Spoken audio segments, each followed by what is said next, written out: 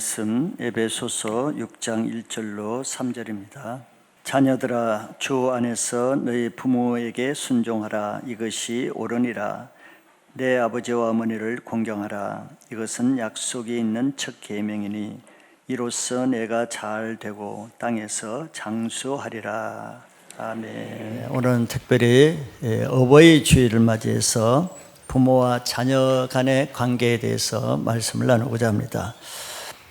우리가 알듯이 세상엔 사랑이 많이 있지만 정말 부모님의 사랑, 자녀를 향한 그런 부모님의 사랑의 마음만큼 자녀를 사랑하는 사람은 없을 것입니다.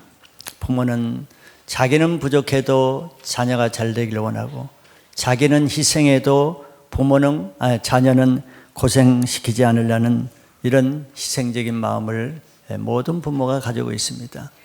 그걸 보니까 동물들도 같은 것 같아요. 동물들이 약해도 자기 새끼를 해치는 짐승에 대해서는 자기 생명을 다해서 방어하려고 하는 그런 모성애가 있는 것을 보았습니다. 자, 이런 부모의 마음, 자녀들을 향한 부모의 마음은 어디서 나왔겠습니까? 부모가 만든 것이 아니고 하나님으로부터 주어진 것이죠. 즉 하나님이 우리를 향한 아버지의 마음이 바로 부모에게 전달된 것입니다. 그렇기 때문에 부모는 자녀를 위해서 하나님이 세우신 복의 통로라고 제가 전에도 말씀드린 적이 있는 것 같습니다. 그러니까 정말 자녀가 잘 되는 방법은 부모를 통해서 주어진다고 성경은 곳곳에서 말씀하고 있죠. 그런데 그 자녀가 부모로부터 저절로 그렇게 부모로부터 복을 받는 것은 아니고, 오늘 말씀을 보면은 자녀가 부모로부터 복을 받는 방법은 하나님의 말씀에 순종할 때 그런 복을 주신다고 이렇게 약속을 하고 있습니다. 왜냐하면은 하나님이 세우신 부모의 권위에 순종하는 그 자체가 꼭 부모에게 하는 것이기 전에 하나님의 권위에 순종하는 것이기 때문에 하나님이 그런 자녀를 복을 주시는 근거가 되는 것이죠. 그런데 요즘 세대는 참 가정이 많이 나누어지고 무너지고 해체되는 그런 안타까운 모습이 많이 보이죠. 불과 몇십 년 전과 비교해 보면은 현대는 현저하게 가정의 문제가 많습니다. 즉 그것은 하나님이 원래 가정에 두신 창조 질서를 무너뜨리는 그런 세력이라면 세력, 악한 세력이 있기 때문이죠. 가정에 두신 질서, 또 결혼에 두신 하나님의 창조 질서, 또 남자와 여자에게 두신 하나님의 질서를 무너뜨리는 것을 누가 하겠습니까? 하나님을 거스리는 사단밖에 그런 일을 할 자가 없죠. 왜냐하면 사단은 아는 것이거든요. 하나님의 모든 창조 질서는 하나님이 세우신 권위를 통해서 그 일을 유지하시는데, 하나님의 질서를 무너뜨리기 위해서는 하나님이 세우신 권위를 무너뜨려야 된다는 것을 악한 사단이 알기 때문에 요즘 시대는 모든 기존의 질서를 무너뜨리고 기존에 세워진 권위를 무너뜨리고 이렇게 하는 것이죠. 그럼 권위 자체를 무너뜨리는 거예요? 아니죠. 하나님의 권위를 무너뜨리고 그 자리에 악한 권위, 사단의 권위를 대체하기 위해서 기존 하나님의 권위를 무너뜨리는 것입니다. 이런 악한 세상에서 하나님의 창조 질서를 지켜야 되는 것이 교회의 사명이고 우리 그리스도인의 사명인데, 그것은 하나님이 세우신 권위를 지킴으로 하나님의 창조 질서를 지킬 수 있다고 말할 수 있습니다. 왜냐하면 하나님은 이 세상을 하나님의 권위를 통해서 통치하시거든요. 특별히 하나님은 가정에 세우신 가장의 권위를 세우셔서 가정의 질서를 세우게 하십니다. 그래서 가정은 하나님의 창조 질서가 시행되는 가장 기초적이고 가장 기본적인 공동체 조직이 가정입니다. 그것은 기초인 가정의 권위, 가정의 질서가 무너지면 그 여파가 사회로, 학교로, 나라로, 세계로 다 도미노처럼 이렇게 확장되는 것이에요. 사단은 그것을 아는 것이죠. 그래서 그 가정의 권위가 시행되고 세워지기 위해서는 가정에 세워주신 가장인 아버지의 권위가 세워져야 되는데, 요즘 보세요. 갈수록 가장의 권위를 무너뜨리는 작업이 얼마나 많이 일어나요. 페미니즘을 통해서 가부장 제도를 무너뜨리고, 가정에서도 가장의 권위보다 다른 권위가 세워지고, 이런 일이 우연이라고 보면 안 됩니다. 시대 문화라고 보면 안 됩니다. 영적인 관점에서 왜 이런 일이 일어나는가, 성경적인 관점에서 볼 수 있어야 가정이 회복되지, 그렇지 않으면 그 문화에 따라가다 보면 가정이 그냥 거침없이 해체되는 그런 시대가 올 것입니다. 하나님은 가정에 세워진 가장을 통해서 그 가정에 두신 하나님의 계획을 이루시는데, 이제 그것을 막기 위해서 이제 그런 악한 운동들이 일어나고 있는 것이죠. 왜냐하면 한 가정의 권위가 무너지면은 그 가정은 사단의 공격에 무차별적으로 노출되는 것입니다. 그런 하나님의 권위가 가정에서 무너지면은 그냥 없는 채로 있는 것이 아니라 하나님의 권위를 대체해서 사단이 그 권위를 대체해서 가정을 파멸시키는 일을 하는 거예요. 그건 우리 주위에 적지 않게 볼 수 있습니다. 그러므로 이런 가정의 달이라고 특별히 5월달을 세워준 것은 의미가 있는 것이죠. 뭐 어린이 주일도 있죠. 또 어버이 주일도 있죠.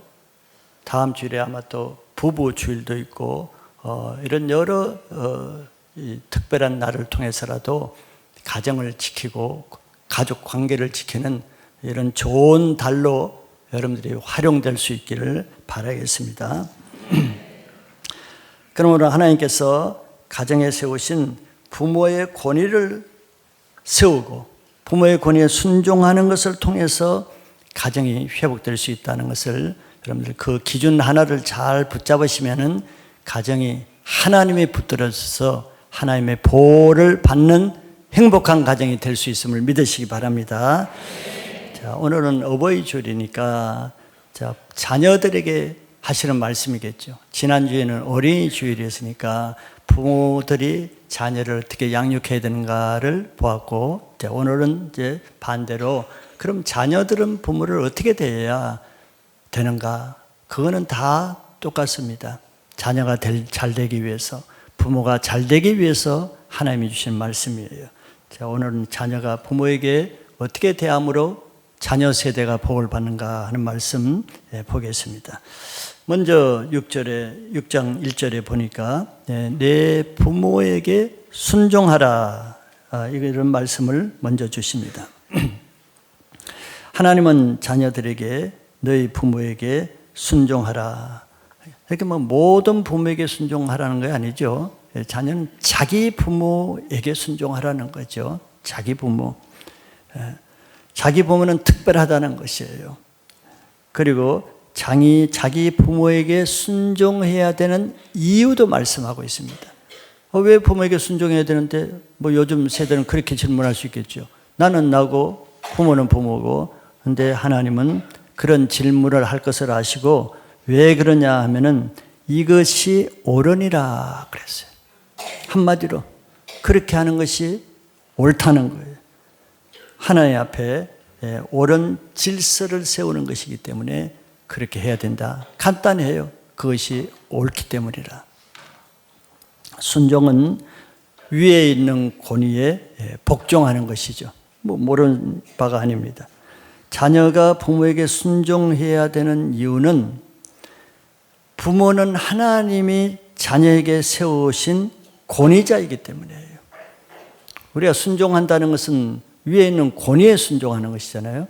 그러니까 부모는 자녀의 편에서 보면은 하나님이 세우신 권위자이기 때문에 권위자에게는 순종하는 것이 옳기 때문에 부모에게 순종하라, 이런 뜻이 되는 거죠.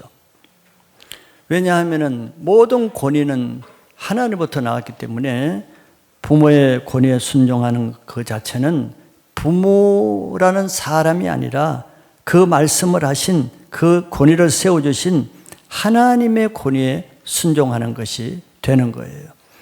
이거는 어떤 의미가 있느냐 하면은 그 자녀는 그 부모에게 순종하는 것을 통해서 하나님 권위에 순종하는 것을 가정 안에서 먼저 배우게 하시는 거예요. 그런데 자녀들이 날 때부터 먼저 교회를 나옵니까? 아니잖아요. 회사를 다니고 어린이집을 갑니까? 아니잖아요. 자녀는 낳을 때부터 가정에서 먼저 자라납니다. 가정이 먼저인 거예요. 그러면 하나님 섬기는 것을 교회에서 배우겠어요? 그거는 나중입니다. 하나님 섬기는 거, 하나님 순종하는 거, 하나님 사랑하는 걸 어디서 하나님 배우게 하세요? 가정에서 배우게 합니다. 누구를 통해서? 목사님을 통해서가 아니고 부모를 통해서 배우게 하는 거예요. 우리 옛날에도 가정교육이 중요하다는 말은 많이 들었잖아요. 그 말 그대로입니다. 성경적으로도 가정교육이 교회교육, 학교교육보다 훨씬 앞서고 더 중요합니다. 즉 부모의 역할이 교회에서 목회자의 역할, 학교에서 선생님의 역할, 그거보다도 훨씬 더 중요한 역할이 가정에서 부모의 역할이에요. 모든 교육의 기초는 가정에 있기 때문입니다. 그 말은 곧 가정에서 부모를 섬기는 것을 못 배우고 가정에서 부모의 권위에 순종하는 것을 배우지 못한 자녀는 어떻게 되겠어요? 나중에 커서 어린이집 들어가서 교사의 권위에 순종하는 것을 못하고 학교에 가서 선생님의 권위에 순종하는 것 못하고 교회에 와서는 목회자에게 순종하는 것을 못하겠죠. 못 배웠으니까. 그걸 모르니까 연결되는 거란 말이에요. 그러므로 하나님께 정말 순종하는 좋은 자녀가 되기 위해서는 뭐 어디서 그걸 배우겠어요? 교회에서 아니에요. 미리 가정에서 부모에게 잘 순종하는 것을 배울 때 그 자녀가 교회에 와서 자동적으로 되는 거죠. 왜? 부모의 권위가 하나님의 권위와 같기 때문에 그런 것입니다. 다른 것이 아니에요. 그것을 통해서 즉 부모와 순종의 관계를 잘 갖는 자녀는 학교 가서도 선생님과 교회 와서도 목회자와 좋은 하나님과의 관계가 이루어지는 것이 어렵지 않아요. 자연스러운 것이죠. 그런데 가정에서도 권위에 순종하는 걸 못 배운 자녀가 교회에 오면 내가 왜 순종해야 되는데? 학교에 가면 왜 선생님인데 순종해야 되는데? 이런 개념을 가지겠죠.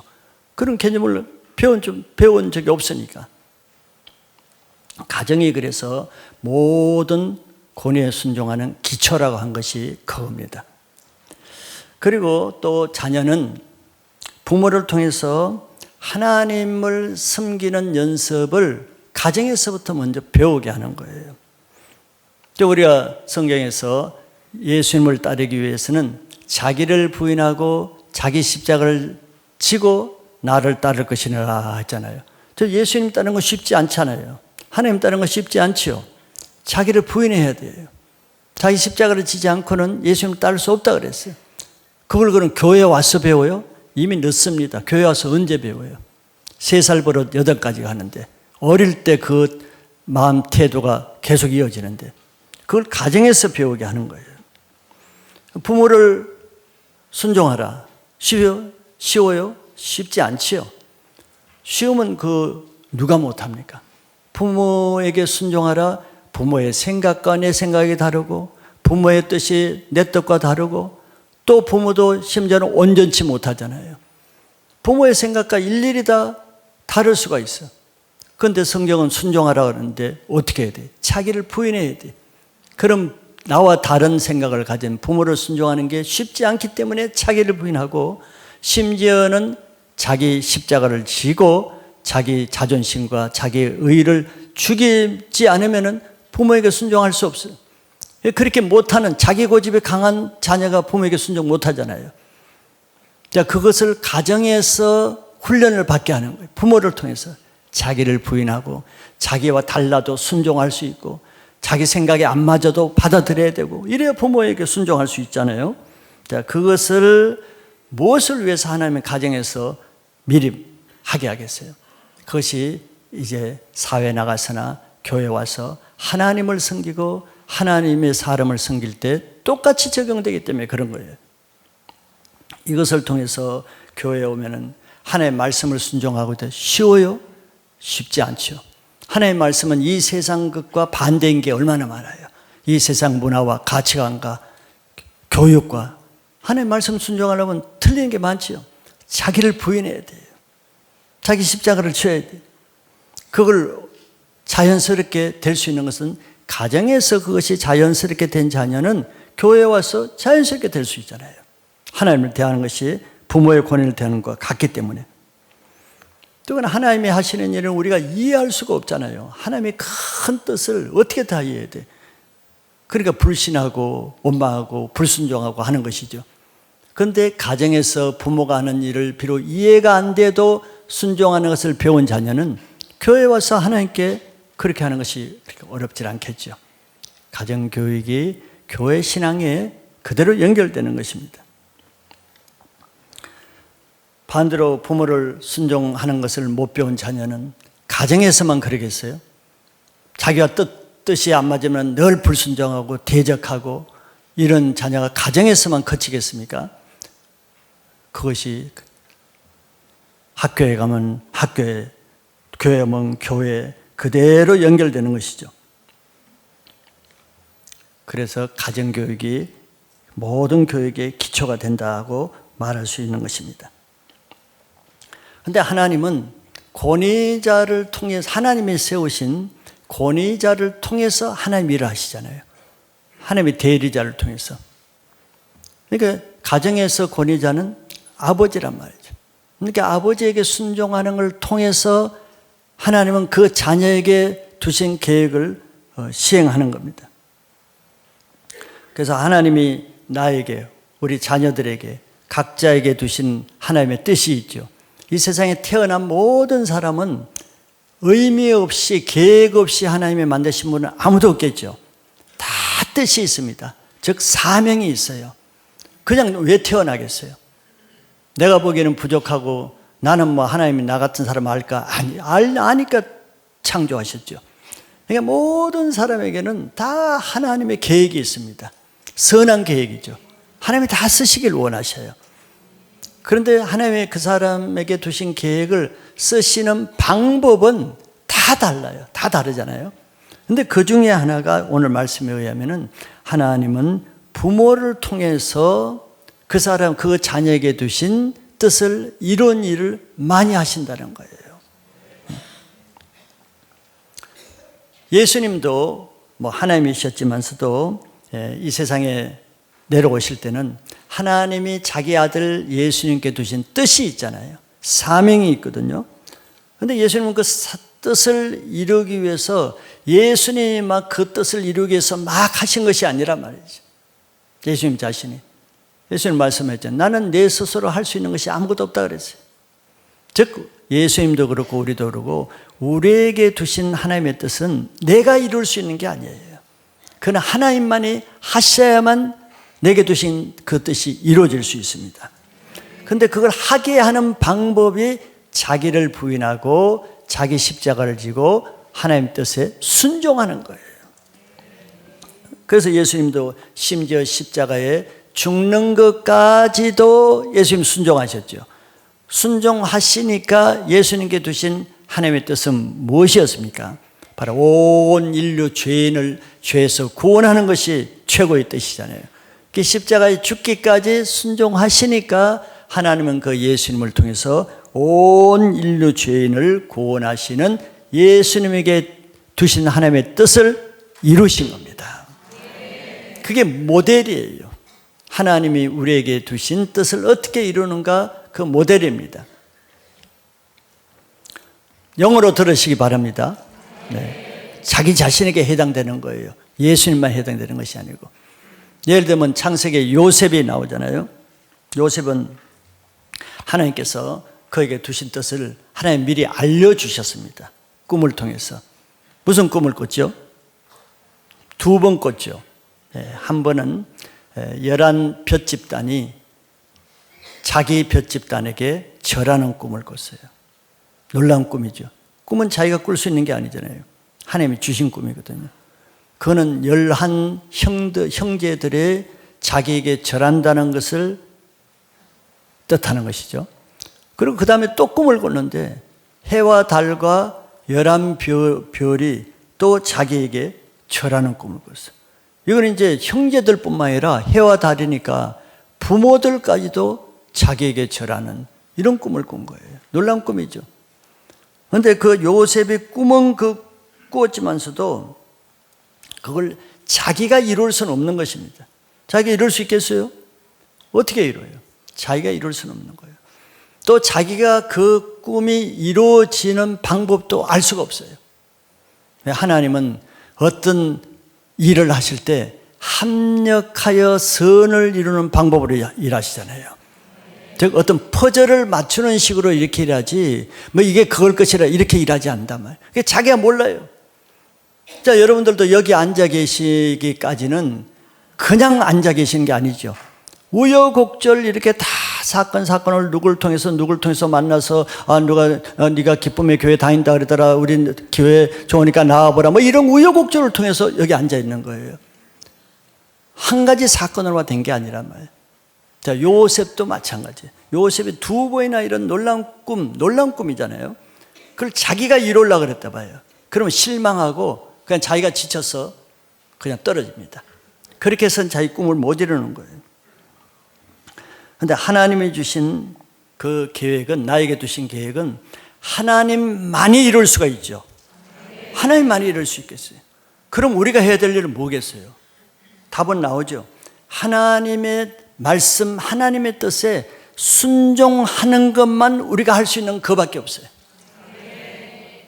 그 뭘 순종해요? 하나님이 우리에게 주시는 말씀에 순종하는 거예요. 그런데 오늘도 지금 말씀을 주시잖아요. 그렇죠? 오늘 무슨 말씀을 주세요? 주 안에서 너의 부모에게 순종하라, 이런 말씀을 주시잖아요. 그 우리가 할 수 있는 것은 그때그때 우리에게 주시는 말씀을 순종해 나가다 보면은 이 말씀을 통해서 이만큼 이루고, 저 말씀을 통해서 이만큼 이루고, 다음 주일의 말씀을 통해서 이만큼 이뤄서 쭉쭉쭉쭉쭉 가다 보면은 그 꿈이 이루어지는 거예요. 요셉이 처음부터만 총리가 된 건 아니죠. 그 과정이 많이 있잖아요. 하나님은 그렇게 합력해서 선을 이루시는데 그 요셉의 시작을 보면은 오늘 말씀과 제가 매치를 시키는 거예요. 주 안에서 너의 부모에게 순종하라. 요셉의 꿈을 꾸고 나서 꿈이 시작되는 첫 스타트, 시작점이 뭐였느냐? 부모의 말에 순종하는 것을 통해서 시작이 된 거예요. 우리가 알죠? 어느 날 요셉의 아버지 야곱이 요셉을 불러서 이런 심부름을 시켰습니다. 형들이 저 멀리 세켐 그쪽에 가서 양을 치고 있으니까 형들이 도대체 그때는 뭐 핸드폰도 없고 하니까 잘 있는지 한번 안부를 좀 살펴보고 와라, 이런 심부름을 시켰어요. 심부름 치고 뭐 좋은 심부름은 없죠. 뭐 돈 주겠다는 심부름 외에는 좋은 심부름은 없어요. 즉 하나님의 말씀치고 부담 안 되는 말씀은 없습니다. 그래서 자기를 부인하고 자기 십자가를 져야 되는 거예요. 그런데 요셉에게 이 심부름이 어떻게 즐겁겠어요? 뭐 여행 가는 길이겠습니까? 아니죠. 요셉은 그 꿈 때문에 성경에 본 대로 형들의 많은 미움을 받았어. 형들의 시기심을 받았어. 그런데 그 미움의 정도가 어느 정도냐면은 자기 동생인데도, 친동생인데도 죽이고 싶을 정도로 증오심이 가득했어요. 그 정도로 형들이 자기를 미워한다는 걸 자기 알겠죠?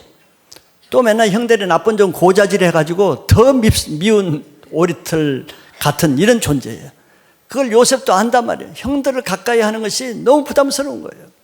그런데 하필이면 다른 심부름을 하겠는데 그 10명의 형들이 있는 곳에 가서 안부를 물어오라. 부모님도 안 계시고 도와줄 친척도 없고 그냥 형들만 있는 그 어떻게 보면 나쁘게 말하면 자기를 미워하는 형들의 소굴로 혼자 들어가는 것인데 어떤 일이 일어날지 몰라요. 어떤 대우를 받을지 몰라. 아버지도 안 보는 가운데서 위험천만한 심부름이라고 요셉 편에서 보면은 가기가 심히 부담스럽고 아버지한테 정말 아버지여 이 잔이 지나갈 수 있으면 지나가도록 딴 심부름 내가 다 할 테니까 이것만은 지나게 해주소. 뭐 이런 기도를 할 만한 그런 심부름이에요. 그런데 요셉은 그런 것을 알면서도 아버지가 하는 말씀이니까 아버지 말씀에 순종한 거예요. 이 말씀입니다. 부모에게 순종하라. 이 말씀대로 요셉이 이제 가는 거예요. 그런데 그 순종했을 때 물론 인간적으로 보면은 좋은 일은 아니죠. 그걸 통해서 그냥 옷도 벗기고 애굽의 종으로 팔려가는 것이니까. 그런데 하나님 편에서 보면은 어때요? 우리는 이미 알고 있잖아요. 이런 사건이 아니고 요셉이 스스로 꿈을 이루기 위해서 애굽에 갈 일이 뭐가 있겠어요? 그런데 하나님은 이런 사건을 통해서라도 그 일을 행하시는데 그 사건을 하게 하는 것은 아버지, 부모에게 순종하는 심부름을 통해서 그 일을 하셨다는 거예요. 요셉은 그런 목적으로 하는 건 아니죠. 내가 꿈이라는 것을 안다 그러면 기꺼이 하겠죠. 근데 그게 요셉은 몰라요. 이게 왜 이런 심부름을 내가 해야 되는지 몰라요. 그냥 단순한 아버지 심부름일 뿐이야. 근데 하나님은 아니지요. 이거는 장차 요셉의 꿈을 이루는 놀라운 꿈의 서막을 알리는 거예요. 근데 우리가 그걸 모르니까 답답할 뿐이지. 그러니까 우리는 어떻게 해야 되겠어요? 순종은 그 내용을 알고 이해하고 하는 여부보다도 순종 그 자체가 중요한 거예요. 말씀은 다 이해하고 순종하려면 어렵지만 말씀에 순종하는 것은 하나님의 말씀이기 때문에 순종 그 자체를 하나님이 사용하십니다. 요셉이 바로 그런 순종의 과정을 통해서 그 꿈을, 즉 하나님의 계획을 이루는 일에 문을 여는 것입니다. 두 번째는 2절에 보면은 내 부모를 공경하라는 것입니다. 하나님은 자녀에게 내 아버지와 어머니를 공경하라. 부모를 공경한다는 것은 십계명 중에 5계명에도 나와 있듯이 하나님의 명령입니다. 이건 해도 되고 안 해도 되는 게 아니에요. 즉 안 하면은 죄가 되는 것이죠. 공경한다는 것은 뭐 순종한다는 것과 조금 다르게 부모가 마땅히 나의 존중을 받으실 만한 소중한 존재라는 것을 인정하고 높여드리는 것입니다. 그러니까 순종하는 것과 조금 차이는, 순종은 행동으로 부모를 섬기는 것이라면 공경은 마음으로, 진심으로 존경하는 마음으로 부모를 높여드리는 것입니다. 자녀는 부모를 공경하는 것을 통해서도 마찬가지로 부모 공경에 그치지 않고 권위자인 하나님을 공경하는 것을 배우게 하시는 겁니다. 하나님을 어떻게 섬겨야 되는지, 이걸 못 배우면 어떻게, 공경하지 않으면서 집에서 부모에게 순종하고 공경하면 어떻게 되겠어요? 마음 없이 형식적으로, 의무적으로, 율법적으로 할 수 없이 그렇게 부모를 섬길 수도 있죠. 남 이목이 들어와서 해야 되니까, 안 하면은 손해보니까. 자, 가정에서 부모를 순종하고 공경하는 것도 이런 방식으로 그냥 마음 없이 억지로 율법적으로 의무적으로 이렇게 배운 자녀는 어떻게 되겠어요? 교회 와서도 하나님도 그렇게 생기겠죠. 마음 없이 예배드리고 하나님을 공경하는 마음 없이 하나님을 섬기는 일을 하고 종교인이 되고 율법적인 신앙인이 되겠죠. 그걸 가정에서 배우게 하십니다. 그래서 순종만 말씀하지 않고 공경을 더하는 거예요. 공경이 더 중요하죠. 진실된 마음으로, 정말 하나님을 경외하는 그런 마음으로 하게 하시는 거예요. 그래야 하나님을 섬기는 것도 그런 마음으로 하게 되고 형식으로 눈치 보면서 하는 그런 종교적인 신앙을 하지 않게 되겠죠. 부모를 공경하는 자녀에게는 그리고 더 한 가지 약속을 했는데, 이것은 약속 있는 첫 계명이니 이로써 내가 잘 되고 땅에서 장수하리라 그랬습니다. 결국 이 말씀은 부모를 위해서 하는 말씀도 되지만 결국 이 말씀의 취지는 자녀가 잘되기 위해서, 자녀를 위해서 하는 말씀이 되는 거죠. 자녀에게 두신 약속이니까. 이렇게 하면 부모가 장수하리라, 네가 부모 잘 공경하고 섬기면 부모가 잘 될 것이라, 이런 말씀이 아니잖아요. 즉 부모를 위해서 자녀가 그렇게 하라는 것이 아니고, 포인트는 네가 부모에게 그렇게 할 때 네가 잘 된다, 네가 장수하고 네가 잘 되는 복을 내가 주겠다, 이런 것입니다. 그래서 부모는 자녀가 복받는 통로라고 이렇게 말할 수가 있는 거예요. 그렇기 때문에 이거는 우리가 부모를 섬기고 순종하고 존중할 때 여러분들 어떤 마음으로 해요? 여러분들은 안 그러겠지만 부모로부터 어떤 대가를 받을 마음으로 할 수 있겠죠. 나중에 내가 이렇게 잘생긴 부모가 떡 하나라도 더 주고 유산이라도 좀 더 주겠지, 이런 마음으로 할 수가 있겠죠. 그리고 내가 부모를 이렇게 잘생겼으면은 부모도 나에게 뭐 대가를 좀 잘 대주길 바라는 마음이 있겠죠. 여러분들 그렇게 안 하니까 아무 반응이 없는 것 같아요. 그러나 그런 동기로 부모를 섬기는 게 아니에요. 그런 동기로 부모를 순종하고 공경하는 것은 부모를 공경하는 취지에 어긋납니다. 왜냐하면 오늘 말씀이 그렇게 할 때 부모가 성경에서 부모를 잘 섬기면 부모도 너에게 잘 섬기는 자식에게 더 잘할 것이다, 이런 말씀이 아니잖아요. 부모에게 대가를 바라는 것이 아니고 하나님이 하신 말씀 자체에 순종하는 그 목적으로 부모를 공경하고 순종하라는 것이에요.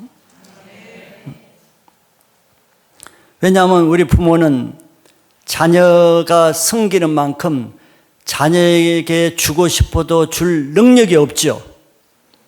하고 싶어도 할 능력이 없습니다. 즉 부모가 자녀를 사랑하지만 그 자녀가 오래 살 수 있도록 장수하도록 부모가 할 수 있어요? 할 수 없잖아요.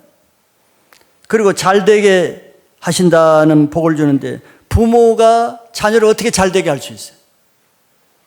등록금은 대줄 수 있지만 자녀가 공부 잘하게 할 수 있어요? 지 머리가 안 좋은데 어떻게 잘하게 할 수 있어요? 사업 자금은 되어줄 수 있지만서도 도대체 사업 머리가 없는데 사업을 어떻게 잘하게까지 도와줄 수 있겠어요? 부모가 해줄 수 있는 것은 한계가 있는 거예요. 그리고 그 자녀가 뭐 건강하면 좋겠지만 그 자녀가 병 안 들고 오래 살 수 있도록 부모가 할 수 있는 것은 한계적입니다. 이런 예를 들었지만 즉 부모에게 자녀가 할 때 부모로부터 내가 이렇게 하면 부모로부터 뭐가 받을 것을, 부모에게 대가를 받을 것을, 그런 동기로 부모를 공경하고 섬기지 말라는 거예요. 뒤에 말씀이 그겁니다. 이것은 약속 있는 첫 계명이니 이로써 내가 잘되고 땅에서 장수하리라. 이것은 부모가 한 말씀이 아니고 하나님이 하신 말씀이잖아요. 하나님이 그렇게 해주시겠다는 겁니다. 이게 더 든든한 보장이 되죠. 부모가 해주겠다면 우리 부모는 아닌데 그렇게 되잖아요. 또 부모에게 대가를 바라면 어떻게 해요? 대가를 줄 수 있는 부모에게는 잘하고 대가를 줄 수 없는 부모에게는 소홀히 하고 이렇게 되겠죠. 또 공경받을 수 있는 자격이 있는 부모에게는 공경하고, 우리 부모는 맨날 막 술만 드시고 자녀에게 막 이렇게 하고, 공경받지 못할 자녀에게는 또 부모에게는 그렇게 안 하겠죠. 여러분들은 그래도 그렇게 하겠죠. 그럼 그렇게 안 할 사람이 있단 말이죠. 그렇게 되는 거예요. 그러나 성경 어디에도 부모가 자격이 있거나 공경할 만한 자격이 있거나 순종할 만큼 100% 옳거나 그런 부모에게 순종하고 공경하라 그런 게 아니잖아요. 부모이기 때문에 하나님이 세우신 권위자이기 때문에 잘하시든 못하시든 능력이 있든 못하시든 부족하든 또 연약하든 상관없어요. 부모기 때문에 순종하고 공경하라는 거예요. 그러면은 상을 주실 분은 부모가 아니라 하나님이 복을 주시겠다고 하는 겁니다.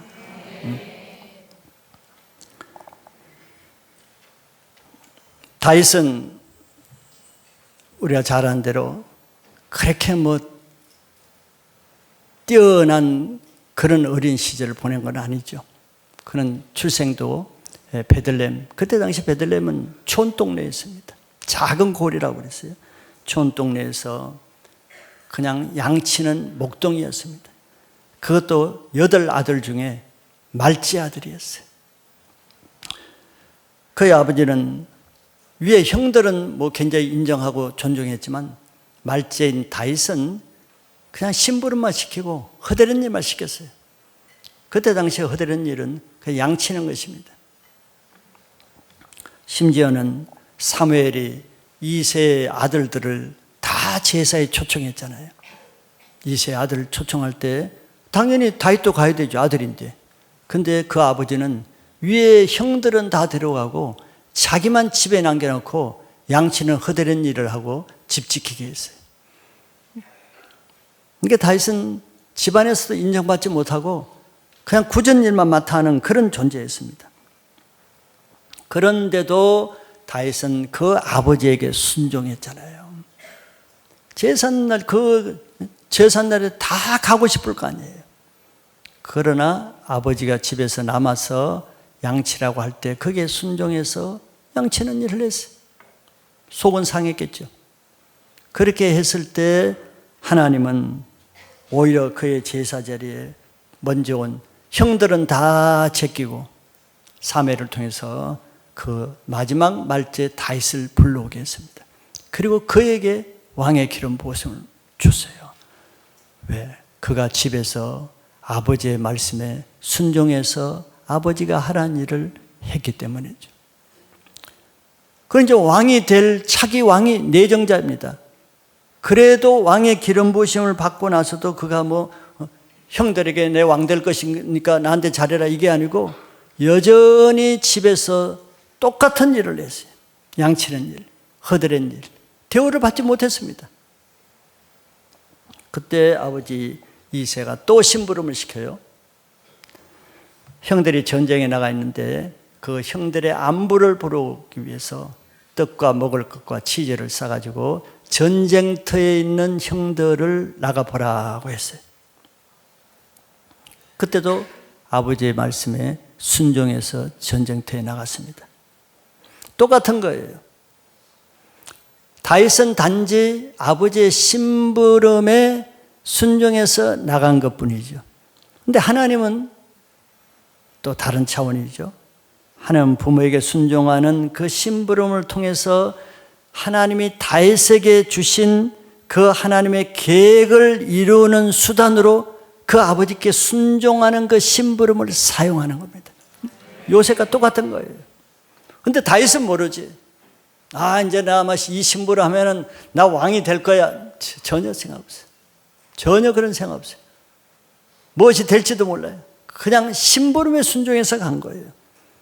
그런데 하나님은 그것을 통해서 다윗에게 가지고 있는 믿음의 그릇을 사용할 기회를 주는 거예요. 다윗은 어렸을 때부터 믿음이 있었잖아요. 믿음이 있었죠. 그래서 소년인데도 사자가 양을 뺏어가면 사자의 입에서 양을 꺼내고 곰이 양을 물어가면은 곰의 발톱에서 양을 꺼내는 그게 믿음이거든요. 하나님을 의지하는 믿음. 그런 믿음을 이제 사용해야 되는데 아버지의 심부름을 통해서 하나님을 정말 곰과 사자도 무서워하지 않는 이런 하나님을 의지하는 믿음을 사용할 수 있는 기회를 주시는 거예요. 그게 뭐냐? 전쟁터로 갔잖아요. 심부름을. 뜻이 있는 것이죠. 전쟁터에 가보니까 골리앗이 있는 거예요. 이스라엘 백성이 다 두려워하는데 다윗이 그 골리앗을 볼 때 믿음이 발동된 겁니다. 만군의 여호와 이름을 모욕하는 그 골리앗의 말을 들을 때 다윗의 하나님을 향한 그 믿음이 발동돼서 그것을 통해서 하나님은 골리앗을 죽이게 하죠. 동기가 뭐예요? 심부름입니다. 골리앗 죽이기 위해서 나온 게 아니에요. 골리앗 죽이기 위해서 뭐 칼과 갑옷을 가져왔어요? 전혀 상관없어요. 아버지 심부름하기 위해서 온 거예요. 근데 하나님은 그 심부름을 이렇게 쓰신단 말이에요.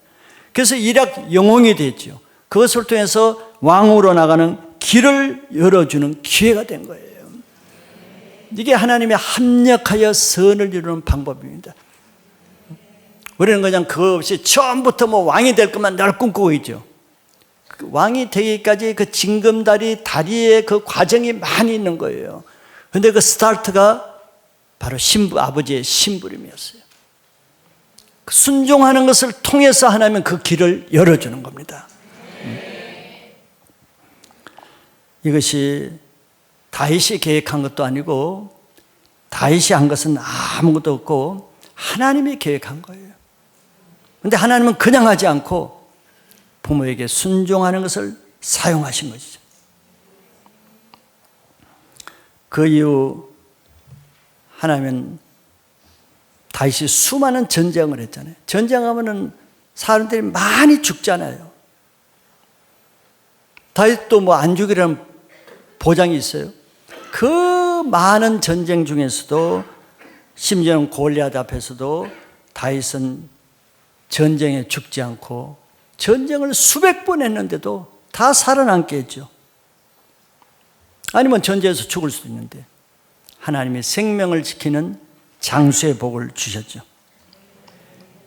그리고 다윗이 전쟁에 이기면은 구약시대에는 전쟁에 이기면은 전쟁의 노획물을 다 자기 재산이 되는 겁니다.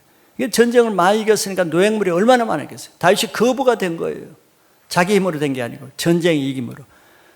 그걸 인해서 다윗은 많은 재물을 성전 건축의 재료로 드릴 수 있죠. 오늘 말씀이 네가 잘 되고 땅에서 장수하리라. 다윗에게 그대로 이루어진 것입니다.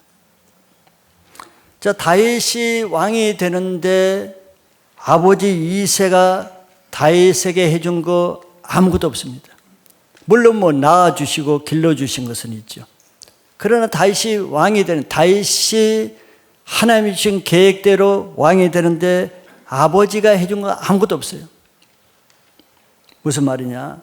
다윗은 아버지께 정말 억울하고 속상한 순종을 다 했죠.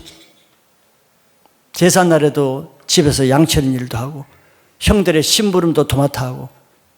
그럼 우리는 아버지 이새로부터 네가 심부름 잘했으니까 이거 가져라, 이 노남맞이 가져라, 소암 양 몇 마리 가져라, 아버지로부터 무슨 대가를 바라기를 원한단 말이죠. 그런데 이새 아버지가 다윗에게 준 거 아무것도 없어요. 그럼 섭섭하고 쓴뿌리가 생깁니까? 그의 아버지는 해준 것이 없을 뿐더러 오히려 다윗이 제사 자리에도 못 나오게 했어. 섭섭한 일을 했어요. 양치는 일만 시키고 전쟁에 나간 형들의 심부름만 시키고. 나쁘게 생각하면 쓴뿌리가 생길 수 있겠죠. 자기는 맨날 이런 일만 하고 이렇게 수고해도 아버지는 자기에게 아무것도 해준 것이 없고. 그럼에도 다윗은 그런 아버지를 끝까지 순종하고 공경할 때 대가를 주시는 분은 아버지가 아니고 하나님이 그에게 복을 주시는 거예요.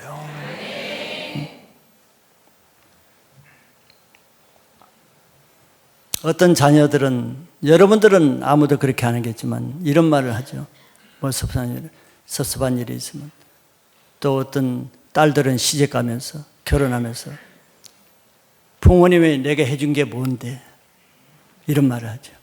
숟가락 하나도 안 해주고. 여러분들은 그런 말 절대 안 했죠. 네. 부모가 나한테 뭐 해준 게 있다고 나한테 이거 사달라 저거 사달라 얘기하는 거. 네. 다윗이 그런 말을 하기에 딱 좋은 사람이에요.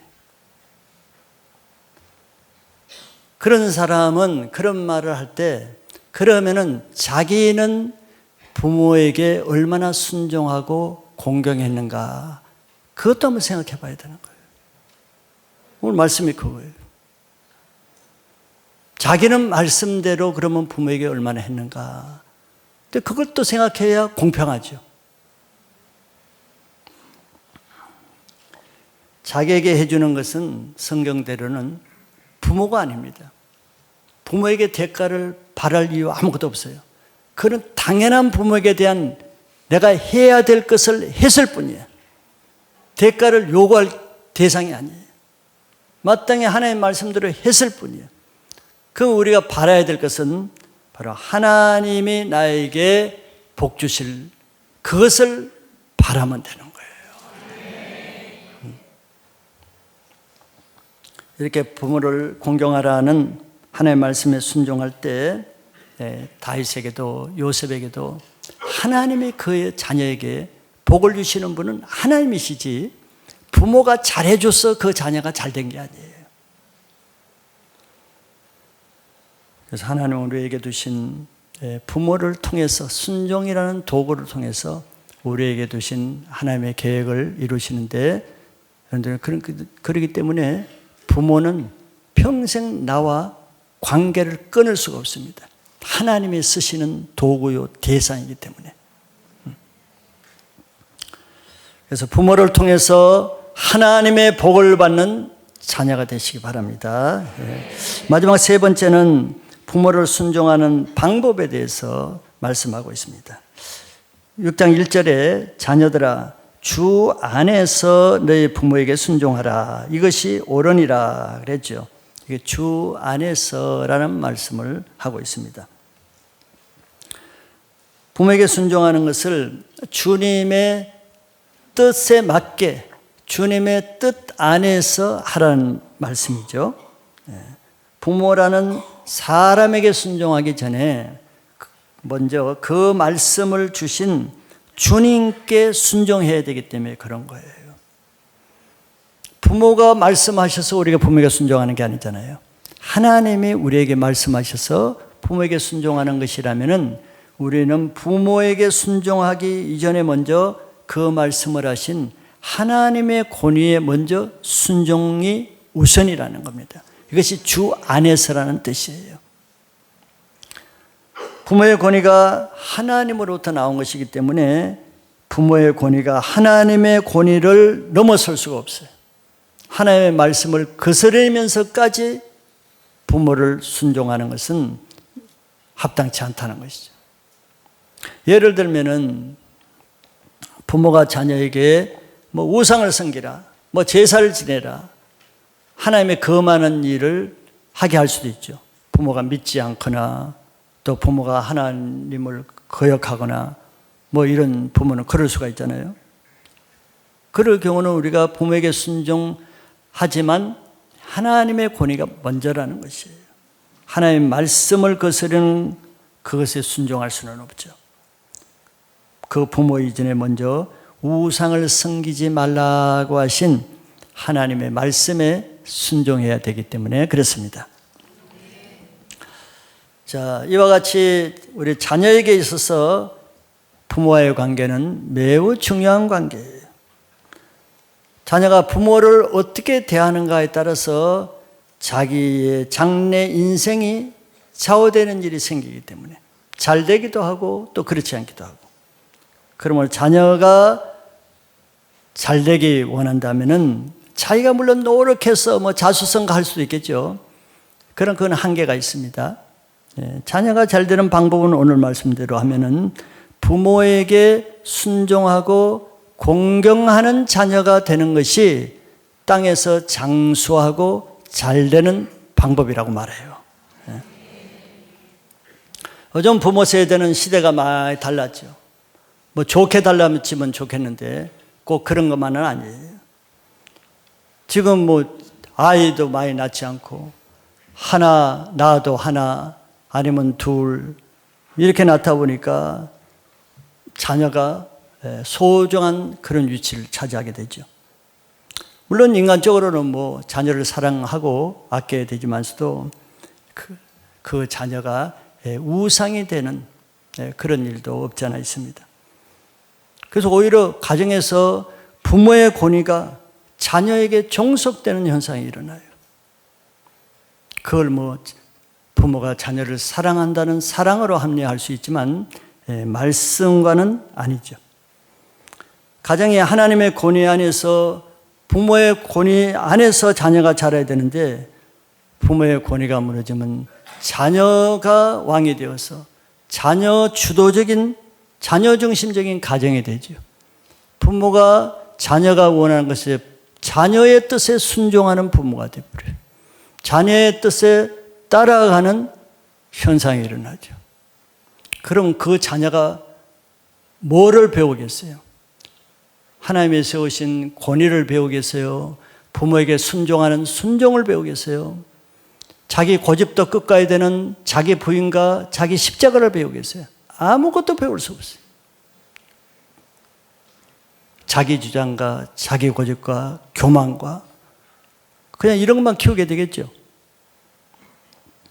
이렇게 권위도 모르고 순종도 모르고 자기 주도적인 자녀는 집안에서야 뭐 그런 대로 클 수 있겠죠. 부모가 좋아하니까. 근데 그 자녀가 언제까지 집안에서만 있어요? 서너 살만 돼도 어린이집 가야 됩니다. 집 밖을 나가야 되는 때가 와요.